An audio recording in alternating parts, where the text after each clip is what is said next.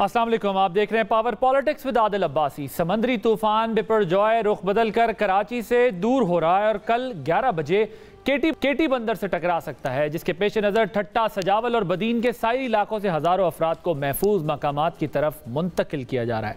लेकिन इंतज़ामिया को दुश्वारी का सामना है, कई लोग तहफ़्फ़ुज़ात का शिकार हैं, जबकि NDMA ने साइक्लोन का अलर्ट जारी कर रखा है, जिसके मुताबिक ठट्टा, सजावल और बदीन की कोस्टल एरिया में ऊंची लहरों के बायस शदीद साहिली सैलाब का खतरा है। इसके साथ साथ कराची, हैदराबाद, मीरपुर खास डिवीजन्स में आंधी, बारिश, अर्बन फ्लडिंग और मवासलात के निज़ाम की मुअत्तली का इम्कान मौजूद है। इस हवाले से इन इलाकों के रहने वालों को एहतियाती तदाबीर इख्तियार करने की हिदायत जारी कर दी गई हैं। कराची में प्राइवेट और छोटे तैयारों का ऑपरेशन बंद कर दिया गया है। अगरचे वक्त के साथ तूफ़ान की शिद्दत में कमी आई है, लेकिन महकमा मौसमियात के मुताबिक अब भी इसकी कैटेगरी इंतहाई शदीद तूफ़ान की है, जिसकी वजह से मुतासरा इलाकों में नुकसान का ख़तरा मौजूद है। अब एक तरफ कल ये समंदरी तूफ़ान साहिल से टकराने जा रहा है, तो दूसरी तरफ कराची की मेयरशिप का इलेक्शन हो रहा होगा, जो एक सियासी तूफ़ान में बदल सकता है, क्योंकि जमात इस्लामी और पीपल्स पार्टी में जारी गुज़िश्ता कई माह की सर जंग का मंतकी अंजाम होना है। जमात इस्लामी और PTI के मुश्तरका उम्मीदवार हाफिज़ नईमुर रहमान को कागज़ी बरतरी हासिल थी, लेकिन 2 दिन पहले PTI के एक UC चेयरमैन असद अमान की वीडियो वायरल हुई, जिसमें उनका दावा है कि इलेक्शन के दिन 40 के करीब PTI नुमाइंदे वोट डालने नहीं जाएंगे, जिसके बाद पीपल्स पार्टी के उम्मीदवार मुर्तज़ा वहाब के जीतने की राह हमवार हो गई है। जमात इस्लामी ने सिंध हुकूमत पर दबाव डालने का इल्ज़ाम लगाया है। हाफिज़ नईमुर रहमान ने मुतालबा किया है जिस इलेक्शन में लोगों को वोट डालने ना दिया गया, ऐसे इंतखाब को कलअदम होना चाहिए। ताहम सिंध हाई कोर्ट ने इलेक्शन के खिलाफ स्टे ऑर्डर देने की दरख्वास्त मुस्तरद कर दी है। इन इशूज़ पर बात करने के लिए हमारे साथ प्रोग्राम के पहले हिस्से में मौजूद हैं हुसैन शाह साहब, वज़ीर बल्दियात सिंध हैं। शाह साहब, थैंक यू वेरी मच। मुझे ये बताइएगा कि मैं पहले ये जो सियासी तूफ़ान है इसकी बात बाद में करूँगा, समंदरी तूफ़ान की ज़रा पहले बात कर लेते हैं। ये बताइएगा कि अब तक क्या सूरत हाल है ऑन ग्राउंड? आपने जो मजमूई तौर पर जो मुतासरा इलाके हैं उनकी क्या पोजीशन है, क्या अपडेट है? उनको जो है वो लेके सेफ एरियाज़ में ले जाया जा रहा है, क्या पोजीशन है इस वक्त? बिस्मिल्लाहिर्रहमानिर्रहीम, अल्लाहुम्मा सल्ली अला मुहम्मद व आले मुहम्मद। देखिए, इस साइक्लोन की वजह से हमारे 3-4 डिस्ट्रिक्ट जो हैं वो बहुत ज़्यादा नुकसानात का अंदेशा है। इसीलिए चीफ मिनिस्टर साहब ख़ुद वहाँ पे उन्होंने विज़िट भी किया। फिर जितने हमारे इलेक्टेड लोग हैं वो भी वहाँ पे मौजूद हैं उन डिस्ट्रिक्ट्स में, जैसे ठट्ठा है, सिजावल, बदीन, उमरकोट और ये जो भी कोस्टल के बाद वाले जो एरिया हैं वो सब। और उसमें हमें बहुत सपोर्ट की है, जो नेवी है और कोस्ट गार्ड्स हैं, GOC हैदराबाद भी वहाँ थे, DG रेंजर्स भी, तो सब मिलकर वहाँ पे काम कर रहे हैं। और इस वक्त तक कोई 65,000 के करीब लोगों को मुख्तलिफ़ कैंपों में मुंतकिल किया गया है, या कुछ लोग अपने अजीज़ व अकारब के पास शिफ्ट हो गए हैं। और ये जो हम नंबर था इन तमाम एरियाज़ में जो आ रहा था, उसका कोई 86 और 87% जो है वो लोगों को मुंतकिल कर दिया गया है। लोग अपना घर छोड़ना नहीं चाहते, उन्हें बड़ी रिक्वेस्ट भी की गई। फिर CM साहब ने कहा कि ये ज़रूरी है, इसलिए फिर उनको वहाँ पे शिफ्ट किया है। कैंपों की कुछ शिकायत आई थी, जिस पे भी CM साहब ने वहाँ की इंतज़ामिया को कहा जी 86%। अभी जो आपसे मैं बात कर रहा, इससे थोड़ी देर पहले मैंने वहाँ बात की, तो उन्होंने जो एग्जैक्ट फिगर दिया है वो है कि 86% से ज़्यादा लोगों को उन्होंने वहाँ से मुंतकिल किया गया है। जो टारगेट था, जो कहा गया था कि इसको अचीव करना है और इन सब लोगों को मुंतकिल करना है वहाँ से। जी ओके, ठीक है। ये बताइएगा, ये लोगों के इनखला पर कुछ तहफ़्फ़ुज़ात भी हैं। ज़ाहिर है इन लोगों की वहाँ पर मईशत माहीगीरी है, या ज़ाहिर है घर बार माल मवेशी कौन छोड़ना चाहता है, तो इनको जो है वो इनका जो लाइवलीहुड है, क्या वो वहीं पे छोड़ दिया गया है, वो भी उनके साथ भेजा जा रहा है? किस तरह उनको अकोमोडेट किया गया?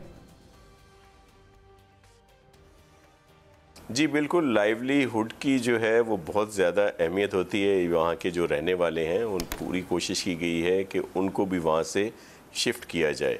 और जाहिर है वो लोग छोड़ना नहीं चाहते अपने घर, और वो कहते हैं कि ऐसा कुछ नहीं होगा। पहले भी 2-3 दफ़ा वार्निंग आई थी, लेकिन ये जाहिर है बड़ी शदीद किस्म का वो है और फोरकास्ट हुई है। हम सब लोग उसमें राब्ते में भी हैं डेली, बल्कि हर घंटे के बाद वहाँ से रिपोर्ट ली जाती है कि अब इसका किस तरफ रुख है, ये जो साइक्लोन आ रहा है वहाँ से। तो उनको इसकी सीवियरनेस को उनको बताया है, समझाया है। कहीं पे थोड़ा जाहिर है फोर्स ली भी इनको वहाँ से शिफ्ट कराने की कोशिश की गई है, तो पूरी कोशिश कर रहे हैं। लेकिन इंसानी जान को बचाने के लिए कुछ शिकायत आई थी जो मैं आपको बता रहा था, तो एडमिनिस्ट्रेशन को कहा है कि वो वहाँ पे उनको बेहतर इंतजाम करें। अच्छा, तो आप कह रहे हैं 86% हो जाए। अच्छा, अब अर्बन फ्लडिंग की ज़रा बात कर लेते हैं, उसके लिए क्या इंतजाम किए गए? क्योंकि ये कहा जा रहा है कराची के जो है वो नाले बंद हैं, वहाँ पर कचरा है और कई इलाकों में जो है वो खुदाई हुई है। बिल बोर्ड सीएम ने परसों कहा उन्होंने कि हट गए सारे, क्योंकि हम देखते हैं जब इस किस्म का कोई तूफ़ान या कोई साइक्लोन इस तरह की चीज़ आती है तो फिर ज़ाहिर है हवाएं चलती हैं, मिट्टी का भी तूफ़ान आता है, तो बड़े मसाइल होते हैं। तो ये क्या, इसकी क्या पोजीशन है? जी, वो बहुत सारी जगहों से इस तरह के बिल बोर्ड जो नुकसानदेह हो सकते हैं उनको हटा दिया गया है। कुछ जो लगे हुए हैं उन पर भी कुछ लोगों की नेग्लिजेंस थी, उन पर एक्शन भी हुआ है कि उनको फौरी हटाया जाए। और नालों की केएमसी, डीएमसी और दीगर जहाँ जहाँ भी वो लोग हैं वो उसकी सफाई कर रहे हैं। चौकिंग पॉइंट्स को क्लियर कर दिया गया है। और लेकिन जो बताया गया है कि ये साइक्लोन का इतना ज़्यादा इफेक्ट कराची पे नहीं होगा। कोई क्लाउड बस्ट का कहा जा रहा है कि एक शदीद किस्म का स्पेल आएगा बारिश का, और फिर तेज़ हवाओं की वजह से इशू होंगे। और जो आप निशानदेही कर रहे थे कि रोड और दीगर जगह जहाँ पे घड़े हैं, कोशिश की गई है कि वहाँ पे कोई इस तरह की साइनिंग की जाए कि लोगों को अंदाज़ा हो सके जब बारिश ज़्यादा हो और पानी रोड और पता ही ना चल सके कि यहाँ घड़ा है या रोड है, तो इसलिए साइनिंग के लिए कहा गया है। डीएचए में भी काम हो रहा है और वो जाहिर है उन्होंने जो उनका एक्सपीरियंस था कुछ साल पहले का, उसके तहत उन्होंने एक बहुत बड़ा प्रोजेक्ट वहाँ पे काम कर रहा है ताकि आइंदा इस तरह की मसाइल ना हो। लेकिन ये तो अचानक हुआ है, तो इस वक्त जाहिर है वहाँ पे इश्यूज हैं, वो भी अपनी कोशिश कर रहे हैं। साइक्लोन का तो वहाँ पर कराची में कोई डेंजर अब नहीं है, लेकिन समंदर में तूफ़ानी तो आई हुई है ना, हाई टाइड्स तो हैं समंदर के अंदर, और जाहिर है ठीक है साइक्लोन नहीं है लेकिन हाई टाइड्स हैं। लेकिन जब सिटी में पानी ब्लॉक होता है और जब अगर ड्रेनेज भी प्रॉपर ना हो, क्योंकि उसने तो समंदर में ही जाना है, तो वो फिर ये तो एक बड़ा प्रॉब्लम, क्योंकि 50-60 मिलीमीटर बारिश होनी है। जी, लेकिन 50-60 मिलीमीटर तक अगर बारिश होती है तो उसके लिए अभी ऐसा कोई इशू नहीं होगा। उस वक्त जब बारिश शदीद होगी, स्पेल जो है घंटे डेढ़ का या जो भी है, उस वक्त तो मे बी मोटर एबल ना हो, चीज़ें पानी ज़्यादा हो, लेकिन घंटे 2 घंटे के बाद डी वाटरिंग हो जाएगी। देखिए यहाँ पे जो 3 बड़े नाले थे जो एनडीएमए और सब ने मिलकर साफ़ किए, उसके अलावा भी इसी तरह के 36 और नाले हैं केएमसी के जिन पर काम होता रहता है, और फिर 400 के करीब डीएमसी के नाले हैं जिस पे सिंध गवर्नमेंट और ये जो डीएमसीज हैं केएमसी मिलके वहाँ पे काम करते रहते हैं। तो इस दफ़ा अगर 60 या 100 तक भी अगर बारिश होती है तो उसको कैटर कर लिया जाएगा, और हर जगह पे डी वाटरिंग पंप भी लगा दिए गए हैं, और जितना भी लोग हैं मुख्तलिफ डिपार्टमेंट के उनमें हाई अलर्ट भी कर दिया गया है कि सब लोग वहाँ पे मौजूद रहें ताकि कराची के भाई बहनों को किसी किस्म की ज़हमत ना हो। ये कल क्या समंदरी तूफान से जो मेयर इलेक्शन है वो भी मुतासर होने का अंदेशा है या नहीं? वो हो रहा है सब टाइम पे? देखिए वो टाइम पे होगा और इंशाल्लाह मेयर जो है वो जियाला होगा और वो जीतेगा। और हम तो शुरू से ही कह रहे थे कि इखलाकी तौर पर सिंगल लार्जेस्ट पार्टी जो है वो पाकिस्तान पीपल्स पार्टी है। 100+ हमारे इलेक्टेड चेयरमैन हैं जो शुरू में, अब तो ज़ाहिर है उनका जो रिज़र्व सीट के साथ वो नंबर 155 हो गया है। और फिर जो एलाइज़ हैं हमारे, PMLN है, JUIF है, वो भी हमें हमारे कैंडिडेट को सपोर्ट कर रहे हैं। दूसरी तरफ JI जमायत इस्लामी और PTI का आपस में इल्हाक हुआ है। अगर वो दोनों के नंबर काउंट किए जाएं तो वो यकीनन ज़्यादा हैं। हमारे 173, 172 बनते हैं, उनके 193, 192 बनते हैं।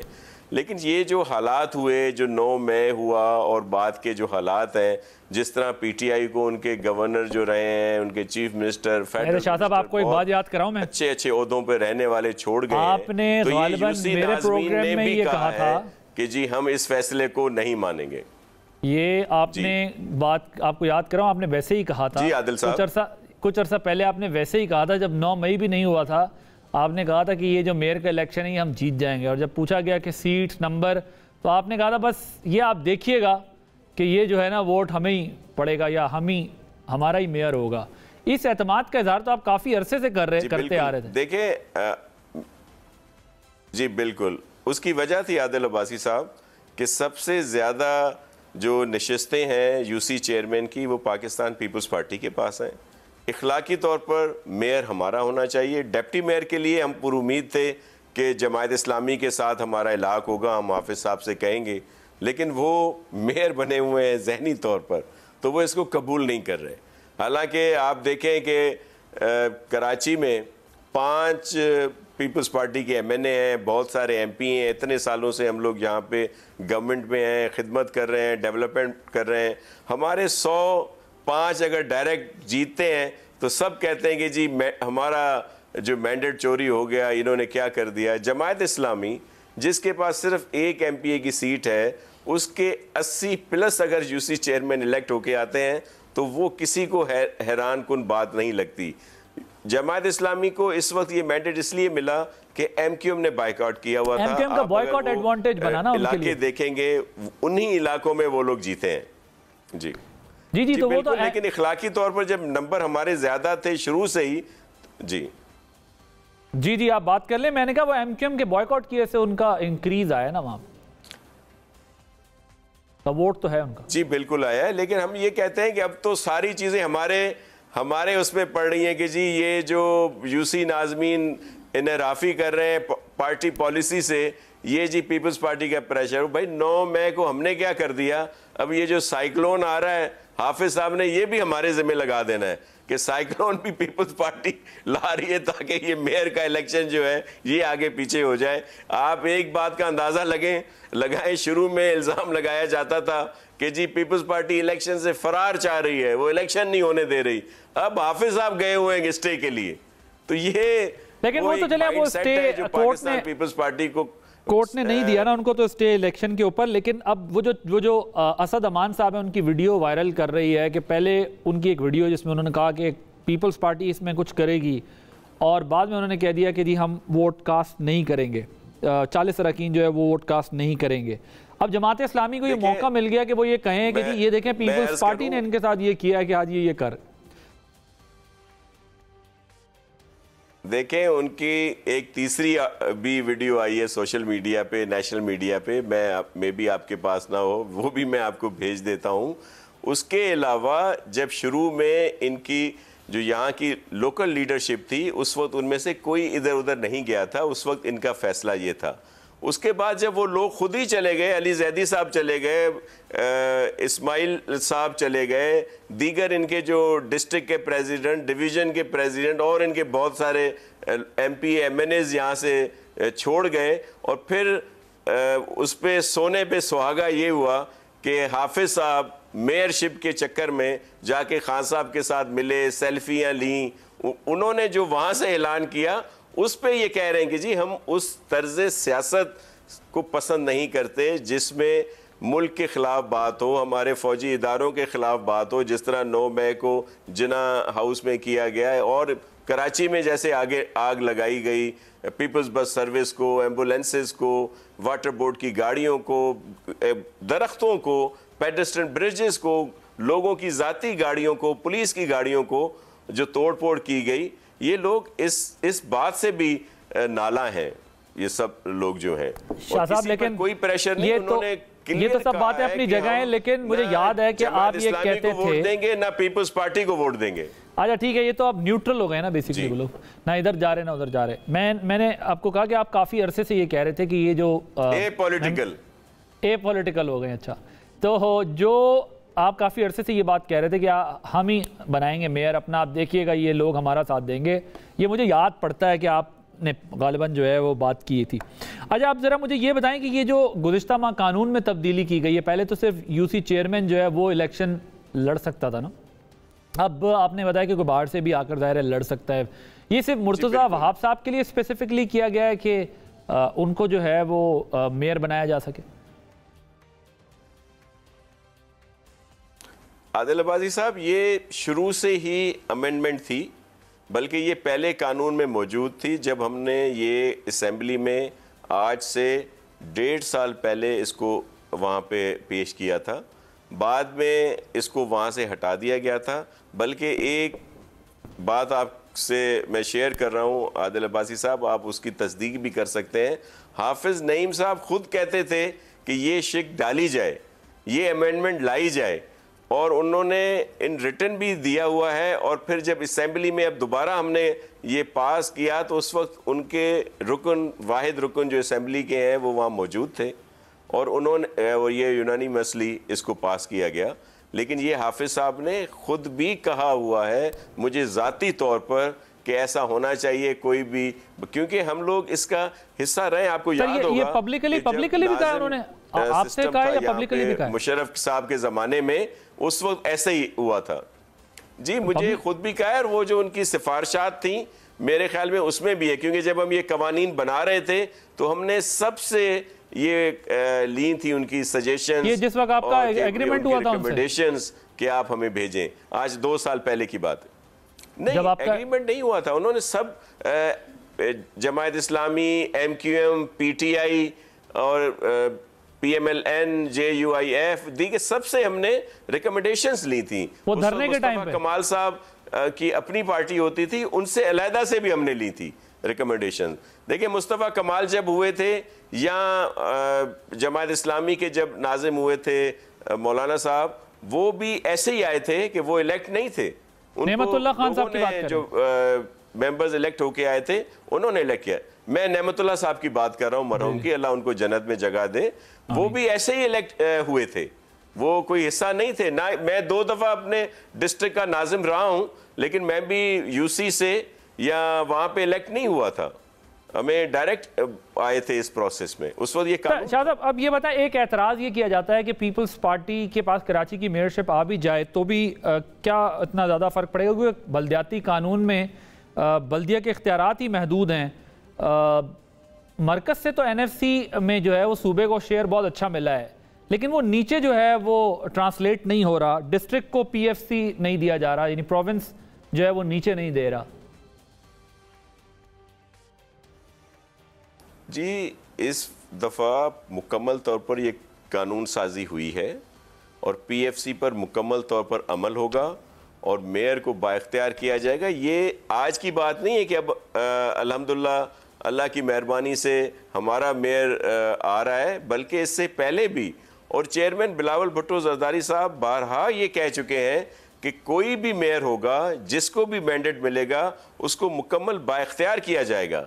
और PFC पर भी अमल किया जा रहा है। और आपने देखा है कि पूरे सूबे में इस वक्त 98% जो लोग हैं वो पाकिस्तान पीपल्स पार्टी के ही मुंतखब हुए हैं। और इस वक्त भी जो mayor Hyderabad, mayor Sukkur, mayor Mirpur ख़ास, मेयर शहीद बेनज़ीराबाद, मेयर लाड़काना, और फिर इसी तरह मुख्तलिफ जितने डिस्ट्रिक्ट हैं, जितनी टाउन कमेटीज हैं, जितने सर, लेकिन बज़ाहिर लेकिन वहाँ पर लोकल बॉडीज के तो इलेक्शन सूबों में यहाँ होते ही नहीं थे, तो अदालतें कराती हैं तो फिर उसके बाद ये मसला हल होता है। लेकिन चलें, ये एक इशू है, लेकिन ज़ाहिर है किसी ना किसी तरह मिलना चाहिए, PFC भी हो, ताकि नीचे डिस्ट्रिक्ट लेवल पर भी जो है ये जो यूसी चेयरमैन हैं या जो मेयर है वो इतना बाइख्तियार हो कि वो शहरों के जो मसाइल हैं वो हल कर, या जिन डिस्ट्रिक्ट्स के भी मसाइल हैं वो हल कर सके, दूसरे देही और शहरी दोनों के।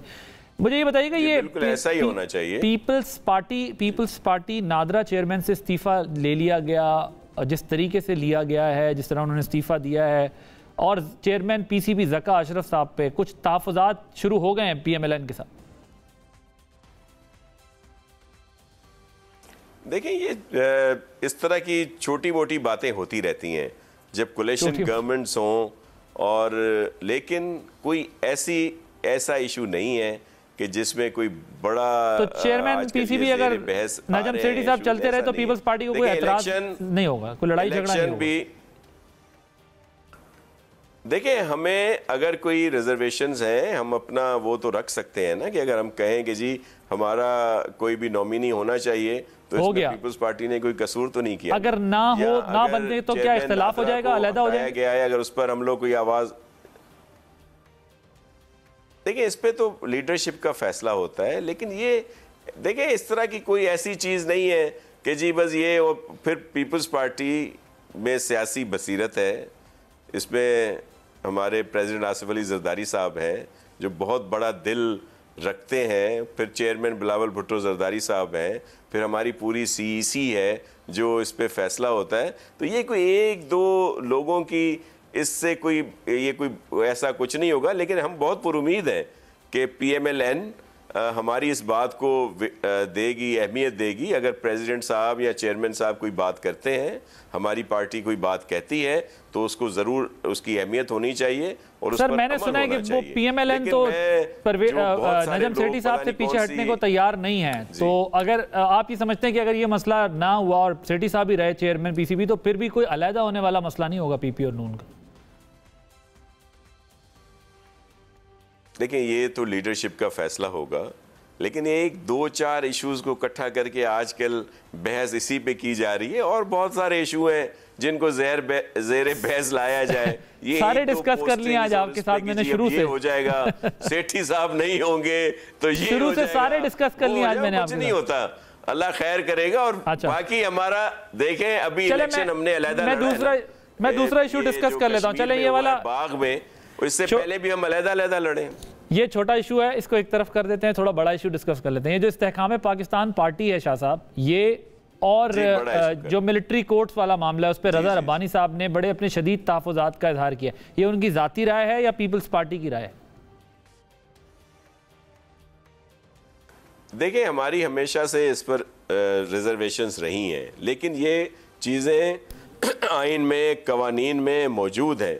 और फिर जिस तरह कंडक्ट रहा है, बहुत अदब और एहतराम के साथ, मैं अदालतों का बड़ा एहतराम करता हूँ, लेकिन जिस तरह वो कंडक्ट है और जो लोग इसमें मुकम्मल तौर पर इन्वॉल्व हैं, जिनकी फुटेज हैं, जिनकी ऑडियो लीक्स हैं, वीडियो पे भी वो लोग इन जगहों पे हमले कर रहे हैं, और हमारे जो शोहदा है उनकी जो यादगारें हैं या उनकी इन चीज़ों की बेहुरमती कर रहे हैं, अगर इस तरह के लोगों को अदालतें फौरी तौर पर ज़मानतें देंगी तो इसका रिएक्शन क्या आएगा? तो मैं बड़े अदब एहतराम के साथ कहता हूँ, इस तरह नहीं होना चाहिए। तो इन पे मिलिट्री कोर्ट्स में ही सर केस चलना चाहिए ना, फिर जो लोग मिलिट्री इंस्टॉलेशंस पर अटैक्स में इन्वॉल्व हैं, सिविलियंस। देखें, शुरू में तो ये बात नहीं आई थी ना, लेकिन जब तवातर से आप 8 केसेस में, 9 केसेस में जो लोगों को वहाँ से मौके से पकड़ा गया है, दीगर चीज़ें, अब उनको आप ज़मानतें दे देंगे। फिर अगर कानून का सहारा लिया जाए कि भाई चले, कहीं पे इस तरह का इंतशार फैलाया जा रहा है, वो जो कानून में गुंजाइश है, वो जो 1 महीने के लिए लगाया जाता है कि जी इसको बंद किया जाए, और उसको भी फौरी तौर पर, तो फिर ये रास्ते निकलते हैं। ठीक है। और ये एक अपनी जगह पे हकीकत है कि जिना हाउस पर हमला हुआ, JHQ पे हमला, तो आप इत्तफाक कर रहे हैं कि ज़ाहिर है ये मखसूस हालात हैं, इसमें जो है वो अगर उनके ऊपर वहाँ पर ट्रायल भी होता है तो ये होना चाहिए। Thank you so much. Nasir Hussain Shah साहब वज़ीर सिंध हमारे साथ मौजूद थे। एक ब्रेक लेते हैं, ब्रेक के बाद जब वापस आएंगे तो मियाँ जावेद लतीफ़ साहब, वफाकी वज़ीर है मुस्लिम लीग नवाज से, हमारे साथ होंगे। आज असम्बली में तकरीर भी की है और वो चाहते हैं कि मियाँ साहब को वापस लाया जाए, और किन शराइत पर इस पर बात होगी एक ब्रेक के बाद।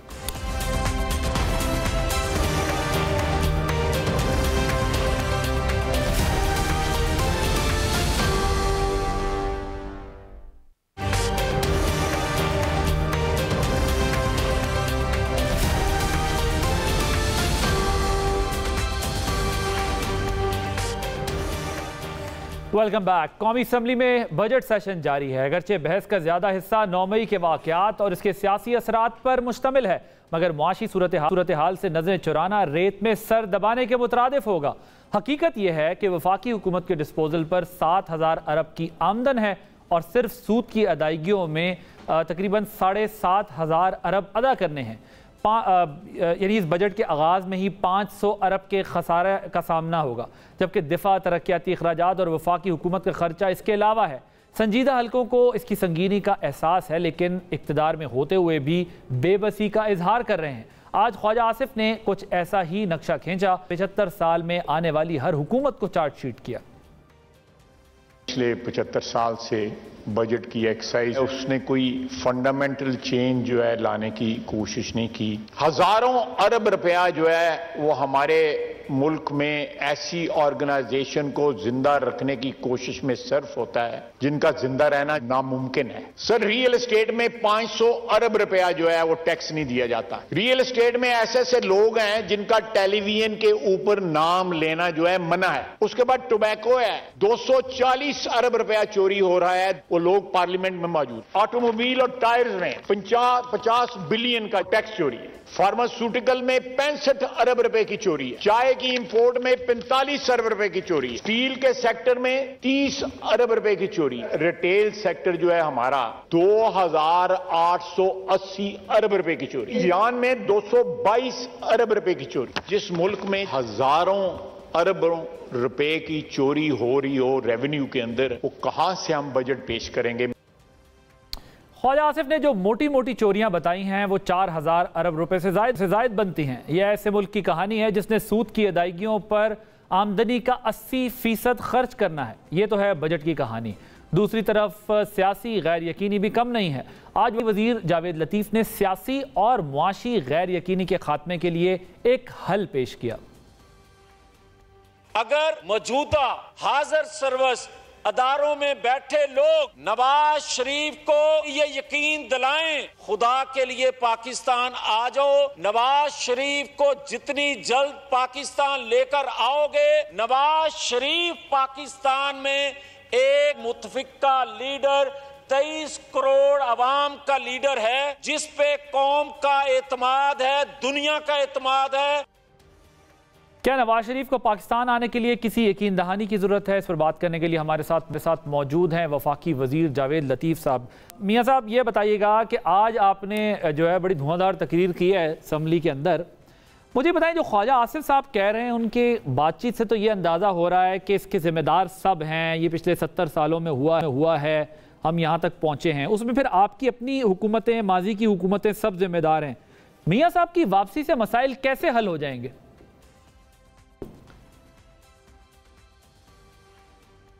आदिल, बात तो आप ठीक कह रहे हैं, मगर मेरी गुजारिश इतनी है कि अगर आप माजी की हुकूमतों को जो भी उसमें रहा, कसूरवार सब हैं, मगर हिस्सा बकदरे जुस्सा, जितना कोई कसूरवार है उतना तो उसको मुर्दे इल्ज़ाम ठहराया जाना चाहिए।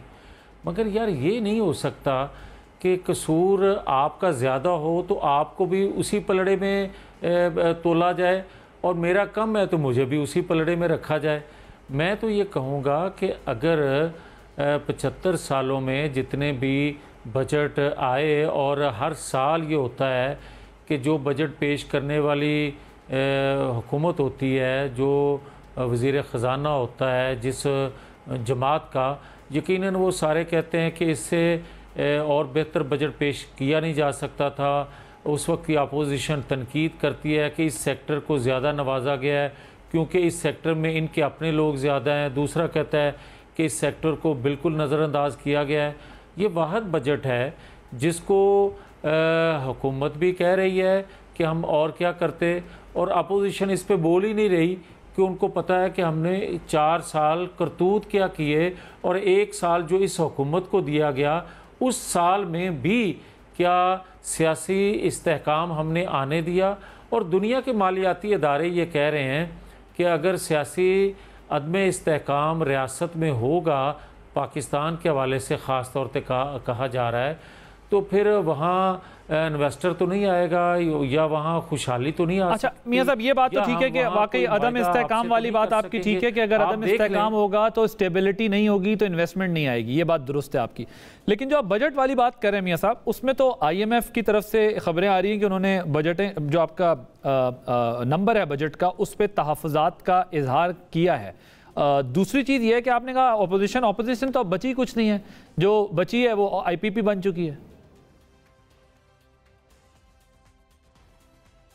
नहीं आदल, अपोजिशन बहुत सी आज भी मौजूद है, मगर जो आप कह रहे हैं ना कि IMF ने बहुत से तहफ़्फ़ुज़ात का इजहार किया, यही तो मैं बात कर रहा हूँ कि 1 साल होने को है, क्या कोई मालियाती अदारा सियासत करता है? यहाँ सियासत हो रही है, मालियाती अदारे सियासत कर रहे हैं, और किसके लिए कर रहे हैं और क्यों कर रहे हैं, ये कभी किसी ने सवाल उठाया? और आज जो IMF मुआदे कर रहा है, बातें कर रहा है कि जो मुझे तहफ़्फ़ुज़ात हैं, ये तो अपोजिशन भी नहीं कर रही। तो मुझे ये बताए कोई कि किसके क्या कहने पे कर रहा है पाकिस्तान को डिस्टेबल या पाकिस्तान की, मैं वही तो अर्ज कर रहा हूँ ना, अगर आप इजाज़त दें तो मैं बिल्कुल मैं ये कह रहा हूँ कि आदल देखें, पाकिस्तान को दुनिया के वो ममालिक, दुनिया की वो क़ुव्वतें जो पाकिस्तान को कमज़ोर देखना चाहती हैं, पाकिस्तान में इस्तेहकाम नहीं देखना चाहती, जिन्होंने पाकिस्तान के अंदर CPEC को हज़म ना कर सकी, और CPEC ही कलीदी किरदार बना नवाज शरीफ को हटाने में। और आज अगर नवाज शरीफ को नहीं आने दिया जा रहा, या आज के जो मौजूदा हालात हैं, जो सहूलतकारी जिस शख्स के लिए हो रही है, जिसका बेनिफिशरी जो शख्स है, जिसका किरदार 9-10 मई को सामने आया, आज भी वही किरदार, वही सिलसिला जो CPEC से शुरू हुआ था अनाउंसमेंट से, आज भी वो कलीदी किरदार अदा कर रहा है उसकी सहूलतकारी के लिए। तो इससे आपको अंदाज़ा हो जाना चाहिए कि 9-10 मई के पीछे कौन कौन से हाथ थे, या 2017 को जिन्होंने नवाज शरीफ को हटाया था, ये वही किरदार हैं 9-10 मई के भी। अच्छा मियां साहब, ये मुझे बताएं कि जब आप ये कहते हैं कि इदारों में जो लोग हैं उनको चाहिए कि वो मियां साहब को जो है वापस लेके, उससे आपकी क्या मुराद है? आप किससे अपील कर रहे हैं? आदिल अब्बासी, बात सीधी सी है, कुछ समझे या ना समझना चाहे, बात हर एक के इल्म में है कि जब आप देखें कि 2017 के तमाम किरदार, यहाँ तक के जो बेनिफिशरी ख़ास तौर पर है, इमरान खान भी ये कह रहा है कि उस वक्त की इस्टेब्लिशमेंट जो थी उसने नवाज शरीफ को हटाने में मरकज़ी किरदार अदा किया और फ़ैसले लिए। अब मुझे ये बताएं कि जो फ़ैसले देने वाले थे वो भी इकरार कर रहे हैं, और जो बेनिफिशरी है वो भी इकरार कर रहा है, और जिन्होंने दबाव डाला था उस वक्त वो भी निजी महफिलों में इकरार करते हैं कि हमने ज़्यादती की नवाज शरीफ से। तो फिर मैं किससे कहूँ? मैं ताकतवर लोगों से ही कहूँगा ना कि सिर्फ सुनने से मसले का हल नहीं है। मसले का हल ये है कि उसका मुदावा किया जाए। मसले का हल ये है कि पाकिस्तान को डिस्टेबल करने की जो बुनियाद 2017 में रखी गई और जो आज हम भुगत रहे हैं, सिर्फ मेरा मसला नहीं है, सिर्फ नवाज शरीफ का इशू नहीं है, सिर्फ मुस्लिम लीग का इशू नहीं है, यहाँ तो 23 करोड़ अवाम का इशू बन गया है भाई कि नवाज शरीफ 2017 में क्या महंगाई इस कदर थी, 2017 में कर्जे इतने थे, क्या 2017 में IMF आपको इस तरह आंखें दिखाता था? क्या 2017 में जब आप बजट पेश कर रहे थे तो इस तरह का बजट पेश किया था आपने? ये सारे वो सवाल हैं जो पाकिस्तानी कौम करती है। आदिल अब्बासी भी जानते हैं, मगर आदिल अब्बासी की मजबूरियां हो सकती हैं, वो अपनी ज़बान पे ना लाएं, मगर मेरी कोई मजबूरी नहीं है। मैं एक पाकिस्तानी हूँ, मैं ये समझता हूँ कि इस पाकिस्तान ने मुझे बहुत इज्जत दी है। मैं अपनी ज़िंदगी के उस हिस्से में हूँ कि मैं पाकिस्तान को कुछ दे के जाना चाहता हूँ। मैं ये मजबूरी नहीं है कि आज अगर कोई हर बंदा सच नहीं बोलेगा, अदारों में बैठे लोग सच नहीं बोलेंगे, तो ये मसले का हल नहीं निकल सकेगा। आपसे मुराद ये नहीं है कि आदिल अब्बासी की मजबूरी है, मैं आपसे मुराद में ये कह रहा हूँ कि आप जैसे लोग जो मुख्तलिफ चैनल पे सीनियर लोग हैं, उन सब को बता देना चाहिए कि 2017 में क्या हुआ और वो बुनियाद किस शख्स ने रखी। और आज अगर आप सच नहीं बोलेंगे तो खुदा ना खास्ता 9-10 मई को जो कुछ हुआ है, इससे बड़ा सानिया पाकिस्तान के अंदर हो सकता है। मेरी मुराद सिर्फ आदिल अब्बासी नहीं है, मेरी मुराद जो है तमाम उन चैनल्स के उन लोगों से मुतालबा है जो जानते हैं सब कुछ।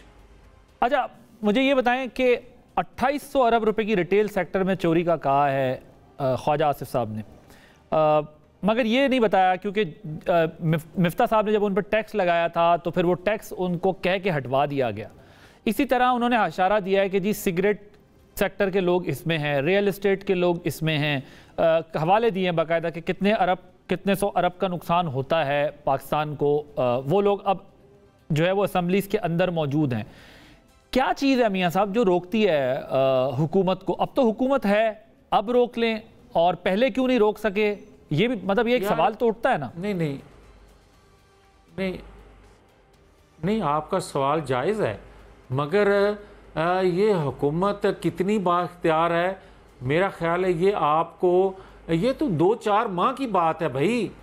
आप जनवरी से कह सकते हैं कि आप हुकूमत में आए, मगर क्या उससे पहले हुकूमत में होने के बावजूद क्या हम बाख्तियार थे?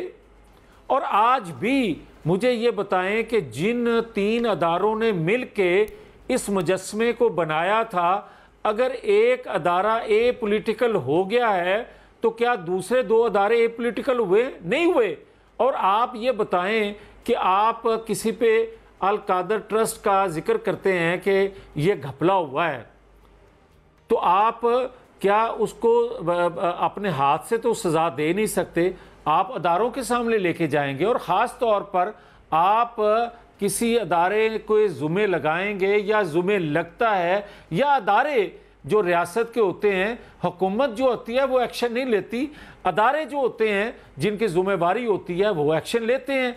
और जब आप किसी पे हाथ डालने लगते हैं तो उसको वो भी बेल दे दी जाती है, जो वो कहा जाता है कि 20 साल बाद भी आपने जो फेल करना है उसकी भी आपको बेल दे देगी। तो उसके बाद मुझे ये बताएं कि पाकिस्तान, और ख़ास तौर पर ये मैं कहूँगा जो आप बात कर रहे हैं कि किसी ने असम्बली में कहा कि टबैको कंपनियां जो हैं या दीगर जगहों पे इतनी करप्शन हो रही है, ये बात दुरुस्त है, मगर आदिल अब्बासी साहब पिछले 5 सालों में 4-5 सालों में आपका इंतज़ामी ढांचा तबाह करके रख दिया गया। और आप अगर किसी इंतज़ामी ढांचे के किसी फ़र्द पर हाथ डालते हैं तो अगले दिन वो स्टे लेके आ जाता है, अगले दिन उसकी बेल हो जाती है, आप किसी से पूछ नहीं सकते। मियां साहब, अगर मैं आपकी बात से आलम में आपने रियासत को चलाना क्या है? मैं आपकी बात से चले 5 साल में ये इत्तेफाक करता हूं कि इसमें गड़बड़ हुई होगी, लेकिन मियां साहब ये गड़बड़ तो 75 साल की है ना, जहां से हमने अपनी डिस्कशन शुरू की है। तो ये जो पिछली गड़बड़ है उसका क्या, उस वक्त क्यों नहीं हो सकी ये चीज? आप को मैं शुरू से मैंने इतराफ़ किया था कि इस 75 सालों में किसी ने थोड़ा हिस्सा डाला इस खराबी में, किसी ने ज़्यादा डाला हिस्सा। अच्छा, चले ये बात ठीक है। अब इसको जरा आगे बढ़ा देता हूं मैं। आपने तस्लीम कर लिया कि सबने हिस्सा डाला जी। एक सेकंड जी, मैं ये कहना चाहता हूं कि इसके बावजूद भी जो इंतज़ामी ढांचा था, जो अदारों में बैठे लोग थे, जो अदारों का एक डिसिप्लिन था, जो अदारों में एक दूसरे को जज करना, दूसरे के का एहतसाब करने का जो अदारों के अंदर एक अमल होता है, वो इतना स्ट्रॉन्ग था कि खराबियाँ कम होती थी। आज आप देख लें किसी अदारे के अंदर कोई ये सूरत हाल है नहीं है। और ये किसने तबाह की? ये इन 4 सालों में ज़्यादा तबाह हुआ। आज उसको पाँव पे खड़ा ही नहीं किया जा सकता। अच्छा, मुझे बताएं मियां साहब, कैसे खड़ा जाए जब अदल का निज़ाम ऐसा होगा? अच्छा मियां साहब, अगर हालात तो अब ज़ाहिर 2 महीने में इदारे तो इतने बदलेंगे नहीं, तो नवाज शरीफ साहब कैसे वापस आएंगे पाकिस्तान? अगर आपके बकौल इदारों के अंदर बहुत मसाइल हैं, जो कि हैं, इसमें कोई शक भी नहीं है, तो ये मुझे बताएं फिर नवाज शरीफ साहब कैसे आएंगे पाकिस्तान? देखिए, पहले तो मैं आपको आदिल अब्बासी साहब क्लियर कर दूं कि हम वो पेट्रोल बम बनाने वाले लोग नहीं हैं। हमें जहर दिया गया, हमने गलेल बरदार लोग तैयार ना किए, हमें ताहयात नाहल कर दिया गया, हमने दफाई तनसीबात पे हमला ना किया। हमें आज भी आपको याद होगा PTV पर, प्राइम मिनिस्टर हाउस पर, पार्लियामेंट पर किस तरह हमला किया गया और किन लोगों ने किया था, अगर उस वक्त हाथ रोक लिए जाते तो 9-10 मई का आज साने आपको देखना न पड़ता। आज भी ये कह रहा हूँ कि मेरे मुंह से ही अगर निकलवाना चाहते हैं तो मैं इसलिए खामोश हूँ कि शायद कोई बेहतरी आ जाए। और दुनिया में मैं अपने अदारों को बदनाम नहीं करना चाहता। हाँ, अदारों में बैठे लोगों का जो गैर आइनी रोल होता है उस पर हम तज़किरा करते रहते हैं। आज भी कह देता हूँ कि क्या अदल के निज़ाम में कुछ लोगों की जो ऑडियो आई हैं उस पर आज खुद नोटिस बनता था या नहीं। मैं आज भी ये बात कहने में हक बजानब हूँ कि क्या जो फैसले आ रहे हैं, क्या इत्तेफाक है कि एक जमात के हक़ में सारे के सारे फैसले आ रहे हैं और सारे के सारे फैसले मेरे ख़िलाफ़ आ रहे हैं? ये महज इत्तेफाक है? ये महज इत्तेफाक नहीं है। तो फिर सब कुछ देखते हुए भी आप मुझे ये कहेंगे या सवाल करेंगे कि नवाज शरीफ कब आ रहे हैं, आपकी हुकूमत है, नवाज शरीफ को लेकर आप क्यों नहीं आ रहे? तो फिर जैसा आपको मैं बता रहा हूँ तो उसके बाद भी ये सवाल तो बनता नहीं है। मगर हाँ, ये बात दुरुस्त है और मैं ये इकरार करता हूँ और ये ऐलान भी कर रहा हूँ कि जब असम्बलियों की मुद्दत पूरी हो जाए, इंतखाबात का ऐलान हो जाए, अदारों में बैठे लोग जो भी चाहे फैसले करते जाएं, नवाज शरीफ पाकिस्तान में होगा। इसलिए कि नवाज शरीफ ने पाकिस्तान के लिए, पाकिस्तानी कौम के लिए एक बड़ा तकलीफ दे सफ़र किया है, बड़ी कुर्बानी दी है। वो नवाज शरीफ आवाम के दुख दर्द से अलग नहीं रह सकता। इसलिए इंतखाबात में इंतखाबी कैंपेन की क़यादत मुस्लिम लीग की नवाज शरीफ ही करेगा। इसका मतलब सितंबर में मियां साहब आ रहे हैं?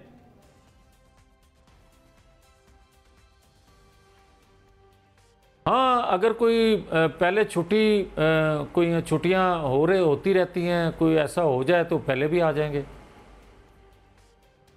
तो आपने इंटरिम की तरफ कहा है ना कि अब इंटरिम में आएंगे, कोई छुट्टी हो जाएगी और छुट्टी के बाद वो आ जाएगी?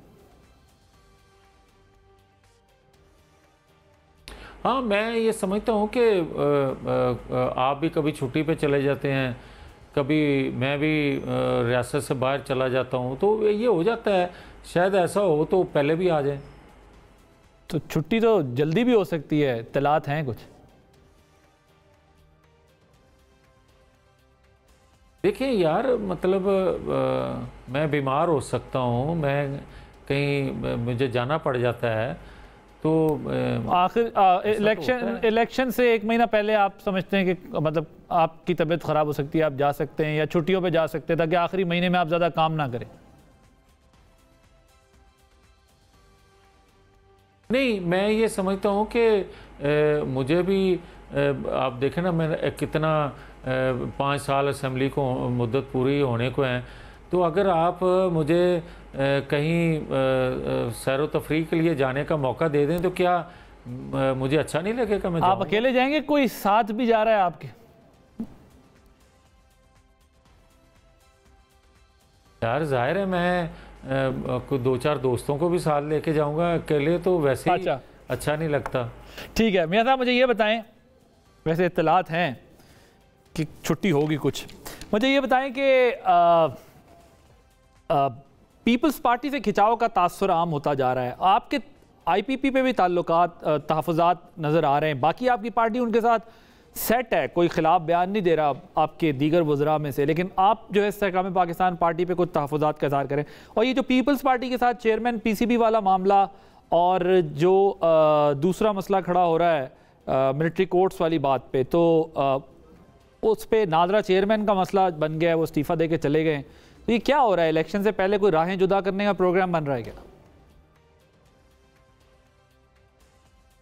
यार आदिल, ये जो इश्यूज़ का आप ज़िक्र कर रहे हैं, ये हुकूमतों के अंदर छोटी चीज़ें होती हैं, कौमी हुकूमतों में ये रोज़मर्रा की चीज़ें हैं, मगर जो आप बात कर रहे हैं कि राहें जुदा होने वाली हैं, तो मैं आपको ये आदिल अब्बासी साहब बता दूं कि यार ये कोई इंतखाबी ताक़त तो था नहीं, ये कौमी हुकूमत थी। जब वक्त पूरा हो जाएगा अपने अपने प्लेटफार्म पे सब चले जाएंगे, और मुस्लिम लीग नून तो किसी के साथ इत्तेहाद नहीं कर रही, अपने प्लेटफार्म से इलेक्शन लड़ रहे हैं। हाँ, किसी दूसरे सूबे में पंजाब के अलावा किसी जगह सीट एडजस्टमेंट का सोचा जा सकता है, वो भी जिससे नज़रियाती इख्तलाफ ना हो, नज़रियाती मांगी हो। जाते हुए आपने नासिर हुसैन शाह साहब के आखिरी जुमले तो नहीं सुन लिए थे? हमारी नज़रियाती आमांगी है जी। मैंने कहा नासिर हुसैन शाह साहब अभी थोड़ी देर पहले जब प्रोग्राम से जा रहे थे, नासिर शाह साहब जब जा रहे थे प्रोग्राम से पहले हिस्से में मेरे, तो आखिरी के जुमले शायद उनके आपने सुन लिए हैं। नहीं, मैंने तो किसी का जुमला नहीं सुना। वो ये कह रहे थे कि भाई ये छोटे इश्यूज हैं, हम इतने छोटे इश्यूज पे अलहदा नहीं होंगे, लेकिन इलेक्शन से पहले जाहिर है कुछ ना कुछ तो हल्ला गुल्ला रखना है ना अपने अपने वोटर्स के लिए। नहीं आदल, हल्ला गुल्ला इसको कह लें या छोटे मोटे इख्तलाफात या छोटे मोटी रोज़मर्रा की चीज़ें कह लें, मगर ये बिल्कुल क्लियर है कि देखें मुस्लिम लीग खत्म हो गया अगर 30 सेकंड पार्टी दो अलग चीज़ें हैं। Okay thank you so much मियां जावेद लतीफ़ साहब फातिमा हमारे साथ मौजूद थे। ना आपने प्रोग्राम देखा, आदिल अब्बासी को इजाज़त दीजिए, अल्लाह हाफिज़।